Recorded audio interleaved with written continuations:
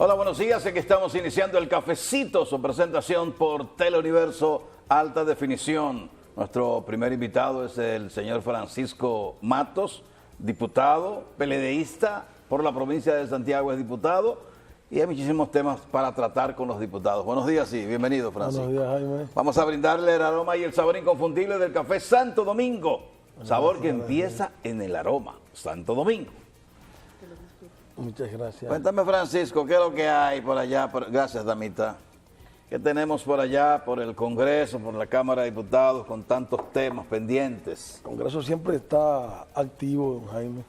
Cuando no es una cosa, es la otra.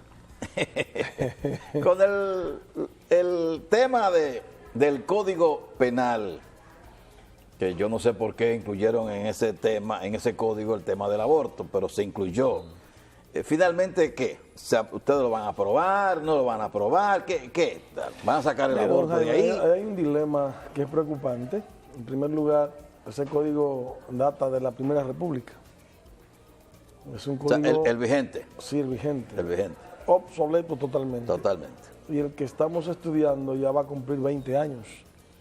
No, lamentablemente hay un impasse. A pesar de que este código que estamos estudiando recoge una cantidad de situaciones que antes no se registraba, que no eran delictivas o no teníamos embates, este nuevo código recoge situaciones bien claras, como es por ejemplo el caso del sicariato, ¿verdad? O sea, hay una serie de delitos que antes no se veían, que hay la obligación de meterlo en un código, el código penal, es un código bien amplio, pero tenemos el elemento del aborto, que yo digo que es un tema que han traído por los cabellos, que no es tema, porque si bien es cierto que el aborto aquí está penalizado, no es menos cierto que no hay estadísticas, ni hay un preso por eso. O sea, de cada 300 delitos que ocurren en Dominicana, uno pudiera ser aborto. Y en ese sentido, ¿por qué traer un tema que tiene carácter ético, moral, religioso, en un pueblo que es muy religioso, y frenar un código tan importante para la República Dominicana? Entonces, en ese vaivén, recuerde que la Constitución de la República, la del 2010 y la del 2015, establece bien claro que la vida es desde la concepción hasta la muerte. Eso trae como consecuencia un problema de interpretación. Según los juristas, yo digo que eso no se presta a interpretación, ¿verdad? No se puede interpretar eso está bien claro. Siendo así, es una lástima que ahora el código está en una situación en donde, por ejemplo, el Senado lo aprueba rechazando las observaciones que le hizo el Ejecutivo, 20 años en esas condiciones. Y nosotros, los diputados, nos vemos la disyuntiva que, en primer lugar, para convertir el código ya en ley, necesitamos 2/3 partes. Es un quórum calificado. Pero ¿qué ocurre? Si nosotros hacemos como el Senado, ¿verdad? Prácticamente sería como acoger el código pasado. Se cae el código. Y en ese sentido, hay que esperar 2 legislaturas para iniciar de nuevo una discusión que ya va para 20 años. No, por eso es Si en caso no se reúne el quórum calificado y se queda sobre la mesa, entonces ya se convertiría en ley con las observaciones del Ejecutivo. ¿Qué ocurre con los partidos, por ejemplo, mayoritarios y minoritarios en la Cámara de Diputados, con el conglomerado de los diputados? Por ejemplo, a mí, ni Juan Bosch que reviva, ni Juan Bosch que resucite, me hace votar a mí por una cosa como esa. O sea, a mí particularmente, yo soy PLDista, el gobierno es nuestro, pero a mí nadie me va a meter en un problema de carácter espiritual, ni a mí ni a muchos del PLD, muchos del PRM, muchos del PRD, no estamos de acuerdo. Entonces hay una confusión. ¿Qué va a ocurrir? Bueno, la lucha está en que yo no quiero que el código se quede sobre la mesa, porque sería como aprobárselo al gobierno exactamente como lo mandó. O sea, si ustedes no logran un consenso el código automáticamente ya quedará convertido en ley. Se quedaría como sobre la mesa, entonces ya se convierte en ley con las observaciones del presidente de la República, del Ejecutivo.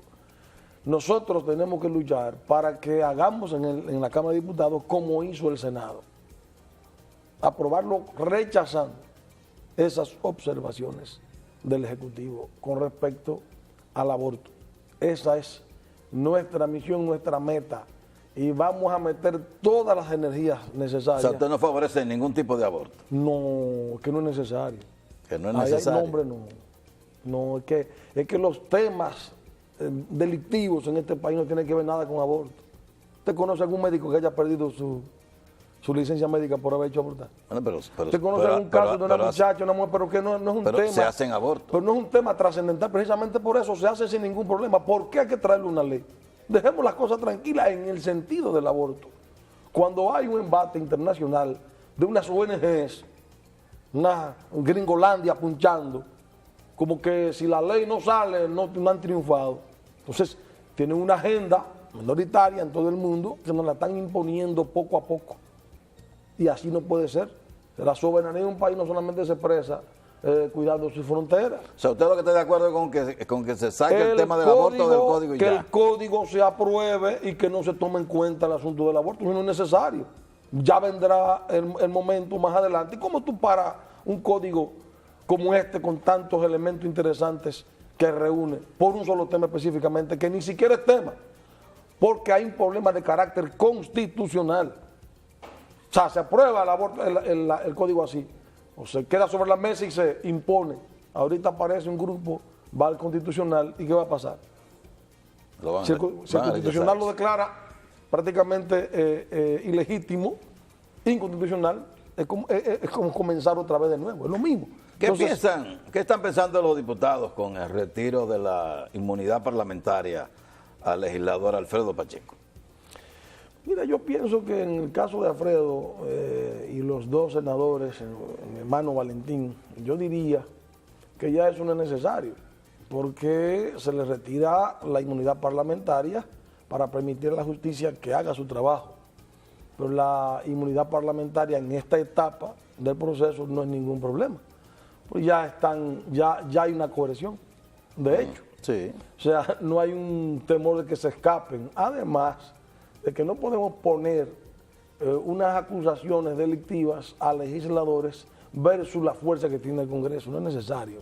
Yo diría que la coerción que tiene el colega Alfredo Pacheco da garantías a la justicia de hacer su trabajo sin el temor de que se vaya a escapar, que es la razón básica por la cual se le pudiera quitar la inmunidad. Ahora bien, estamos en una etapa preliminar, ¿verdad? Una coerción para permitir que la justicia haga sus investigaciones y vea si hay elementos base para ir a un juicio de fondo. El día que sean condenados, pues automáticamente no hay de otra. Hay que quitársela, pero en la etapa en que está, yo pienso que incluso se ha querido confundir el tema. La inmunidad parlamentaria no es impunidad, don Jaime. No es impunidad, o sea, la inmunidad parlamentaria es al parlamentario como tal, para evitar, ¿verdad?, que algún desaprensivo que llegue a la presidencia de la República sin mucho juicio venga a utilizar ese tipo de cosas para evitar legislar en un momento dado, ¿verdad?, de manera libre y beneficiarse como gobierno, ¿verdad?, de la ausencia de algunos legisladores. En este caso, yo diría que los 3 legisladores están ahí. Cada vez que lo quieran buscar están ahí, no hay ningún inconveniente. De manera que traer ese tema de la inmunidad parlamentaria no tiene ningún sentido en este momento. Hay que esperar que la justicia haga su trabajo, haga sus investigaciones a profundidad y vea la pertinencia de juicio de fondo o no. Bueno, pero el tribunal falló con medida de coerción prohibiéndole a los legisladores que salgan del país. Pero eso era porque no le quedaba otra fórmula. Y si el 16 de agosto el tribunal entonces decide apresarlo, ustedes quedarían muy mal parados ante la opinión pública. Sentido, si hay 8 meses ya definitivamente después de cantar la coerción, 8 meses de plazo que tiene la Procuraduría Fiscal para investigar y sustentar sus acusaciones. O sea, hasta 8 meses próximos. Además, ahora el 26 Pero de los julio... otros están presos.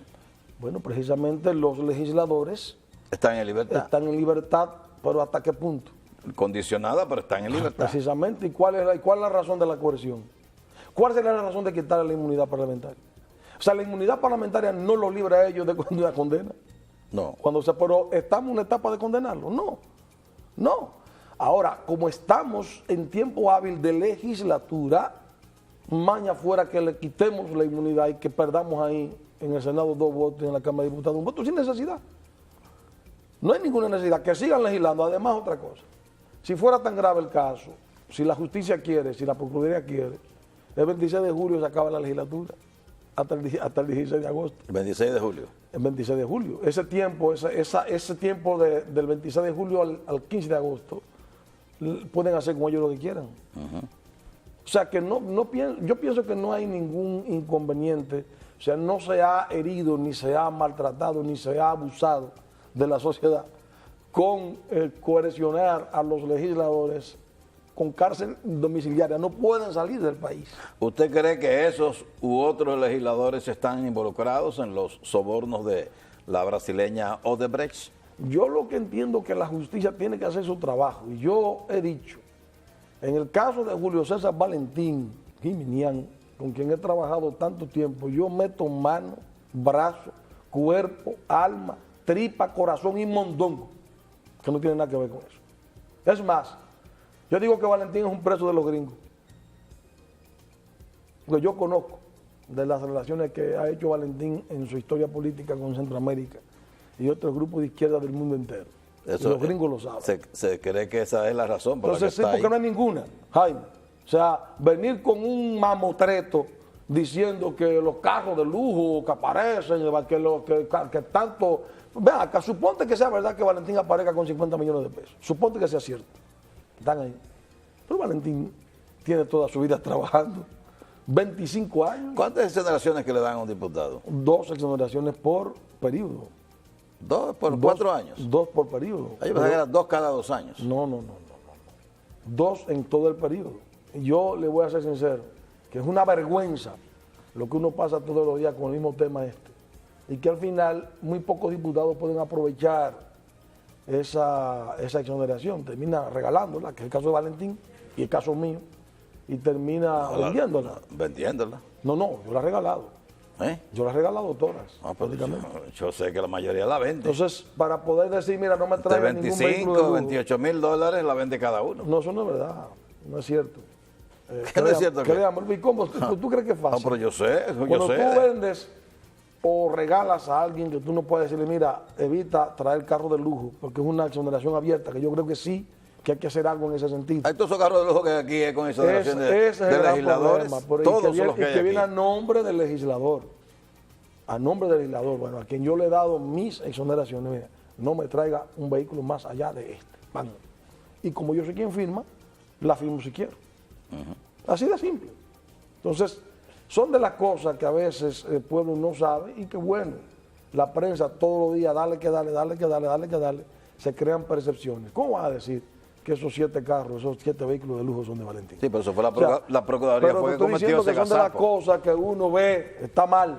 Sí. Yo he visto, es más, yo no estoy conforme con lo que está pasando, porque ya están condenados ellos, Ante la socialmente, opinión- ante la están opinión condenados. pública, sí. Y se supone que la justicia no puede precondenar a nadie. O sea, la justicia es para hacer justicia. Entonces ahorita salen libres, que no se le encontró nada y viene la capciosidad. Están confabulados. O sea, yo pienso que el proceso no comenzó bien. Y ojalá la Procuraduría General haga un buen expediente que pueda dar al traste con la justicia real.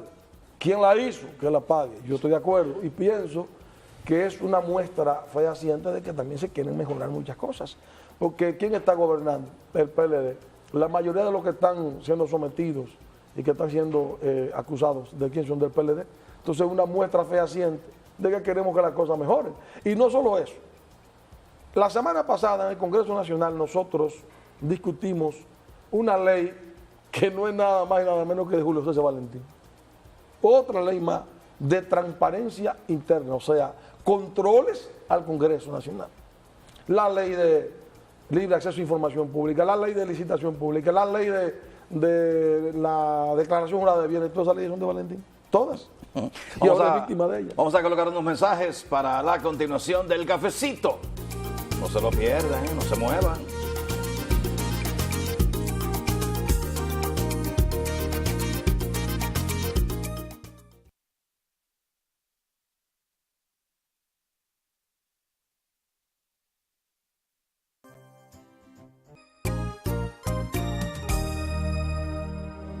El licenciado Francisco Matos, diputado al Congreso por la provincia de Santiago y por el PLD, está con nosotros. Matos, se están haciendo intentos por acercar a los grupos de seguidores del presidente de la República y del presidente del PLD. O sea, aparentemente hay un movimiento porque definitivamente que hay una separación y hay intentos. ¿Es correcto eso? Mira, yo pienso que lo que está pasando a nivel nacional, las movilizaciones de la Marcha Verde, que no cabe duda ha tenido mucho impacto, obliga, si fuera verdad que estuvieran tan divididos, obliga a los líderes principales del partido a juntarse. Es una obligación. Yo lo que soy legislador, Jaime, y PLDista, no cabe duda que ha habido conjeturas con respecto a que si el grupo de Leonel, el grupo de Danilo, ahora no puede haber grupo de nadie, ahora debe haber PLDistas o no PLDistas. Pienso que lo harían muy bien en juntarse, sobre todo la dirección del partido, porque de que la cosa no está bien, no está bien, no cabe duda. El gobierno requiere urgentemente que el partido defienda su gobierno, y para usted defender a un gobierno tiene que sentir lo suyo. Y ahí sí yo le puedo decir que he notado cierto tipo de apatía por parte de muchos miembros tradicionales del partido respecto a lo que está pasando y los ataques al gobierno central, que hace una semana y media, vimos cómo enseñaron en el refajo una serie de hombres y mujeres intelectuales de la República Dominicana apoyando la Marcha Verde. Un movimiento que yo diría que hay que resaltar que hacía falta en este país. Es bueno, ¿verdad? La expresión del pueblo como sociedad en reclamo de cosas que yo pienso que había que poner atención y se le está poniendo gracias a ese movimiento, pero se le fue la mano a un grupo de intelectuales que saltan con un disparate, con una ridiculez pidiendo al presidente que renuncie. Entonces, ese grupo aparentemente no estaba buscando como la mayoría, quizás la gran mayoría de la Marcha Verde andan buscando, que es que se le ponga atención a la corrupción, que se pare la impunidad, etcétera, etcétera. Ahí saltaron con una cosa que, bueno, cualquier persona que tenga dos de frente sabe que es un ridículo, pero enseñaron el refajo, ya mostraron la verdadera intención que tienen. En ese sentido, el partido requiere estar unificado y hay que hacer un trabajo para abrir los ojos y no dejarnos cegar de a veces las rabias que provoca el sentirnos abandonados, como dicen algunos. Es tiempo de que el liderazgo del partido nuestro, en primer lugar, se unifique, en segundo lugar, se callen todos, porque se ha hablado demasiado últimamente, yo le he criticado públicamente, y que enfrentemos esto como lo haría el profesor Juan Bosch en su época, como debe ser, unificados. La gran fortaleza del PLD en República Dominicana, reconocido por el pueblo, por eso nos dieron tanto poder, es precisamente la capacidad de unificación, la disciplina que ha exhibido el partido. Y en ese sentido es bueno. La razón que fuere, si leonelista o danilista, yo diría que ya eso no existe ahora mismo. Más vale que existan PLDistas y que si alguno está pensando en danilismo o leonelismo, abandone esa práctica automáticamente y vamos a ser todos PLDistas ahora, que es lo que requiere el partido y nuestro gobierno y el pueblo dominicano. Ley electoral y ley de partidos. Hay un apresto para ser aprobadas. Pienso, he notado cierta voluntad política, solo que ambas serán aprobadas no como exigen muchísimos movimientos sociales, porque el político que se haga harakiri es un suicida, ¿verdad? Y hay elementos ahí que son muy profundos y que son para países europeos, no para República Dominicana. Todavía no estamos a ese nivel. Se están ya afinando algunos elementos en ambas leyes para ser aprobadas. Yo siento, así lo siento, que hay que hay una decisión de las fuerzas políticas más determinantes para aprobar ambas leyes. ¿Usted cree que se apruebe lo No que sé resta cuándo, de pero legislatura? hay aprestos. Siento que hay aprestos, hay trabajo hecho, veo a los partidos entrar en un acuerdo, solo faltan afinar algunos elementos en las dos leyes. Es lo que yo no soy miembro de ninguna de las comisiones, pero he dado seguimiento. Y como nunca, siento en el Congreso, tanto en el Senado como en la Cámara de Diputados, y bicameral, que hay aprestos ahí. Hacerle una pregunta que quizás usted me la puede responder en su condición de legislador. Se aprobó la ley 63, la nueva ley de tránsito, movilidad y transporte, 63. Sí, claro. Pero ahora se tienen que hacer los reglamentos. Esos reglamentos se hacen y no tienen que pasar al Congreso. No, constitucionalmente le corresponde a la institución que va a poner en práctica la ley hacer el reglamento. De hecho, hay un proyecto allá que buscaba que también los reglamentos pasen por el Congreso. No es necesario. Y como estamos con esa premura, no sé si te vio, HBO, por ejemplo, soltó ahí unas noticias que son muy fatales para nosotros, que no es nada nuevo. El problema de República Dominicana de ser, con muchos años consecutivos, el país con más muertos por accidente por año, por cada 100.000, nos obliga a poner en práctica esa ley urgentemente. Urgentemente. Es demasiado problema, demasiado fácil accidentarse uno en este país, y es por irrespeto, por desconsideración, por cultura de violar todo. Entonces, esta nueva norma, que es mucho más amplia, antes era solamente de tránsito, ahora es de movilidad y seguridad vial. O sea, hay una serie de elementos que están involucrados que van a ayudar a que la gente se obligue a sí mismo a conducir mucho más decentemente, a ser mucho más prudente en nuestras carreteras y calles. Muy bien, muchas gracias, Francisco Matos, un placer tenerlo por aquí. Gracias. Francisco Matos, diputado por la provincia de Santiago, miembro del Partido de la Liberación Dominicana. Vamos a los mensajes para estar en la parte final del cafecito.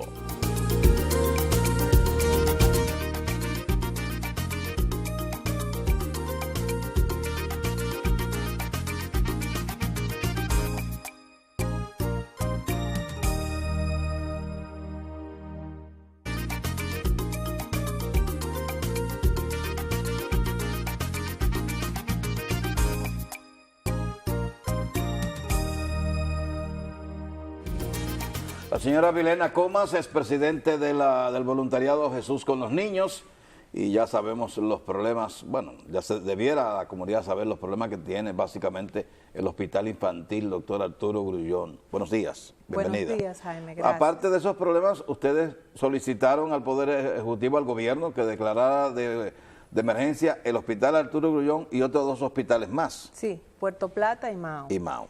Sí. ¿Cuál es el estatus del Arturo Grullón, un hospital que hace 5 años era tenido como modelo? ¿Qué fue lo que pasó en ese tiempo? Bueno, hace casi 3 años los quirófanos se empezaron a remodelar y a la fecha de hoy todavía están en unas condiciones que es imposible utilizarlos. El voluntariado hace un llamado a la OISOE, a las autoridades de salud, al gobierno, para que nos den una respuesta de cuándo podemos contar con la apertura de esos quirófanos, porque los niños que llegan al hospital no pueden tener una opción quirúrgica y eso atenta contra el derecho del niño. Y el voluntariado, su razón de ser son los niños. Sí, y cuando va un niño que necesita una intervención quirúrgica, ¿qué hacen ustedes? Bueno, fíjate, el voluntariado ha tenido que estar apelando a la caridad de otros centros para llevar a esos niños a operarlo a otras clínicas privadas. Pero no podemos seguir tapando goteras. Necesitamos que los quirófanos del hospital, que es un hospital regional, a donde son referidos los niños de toda el área periférica, tenga esa opción.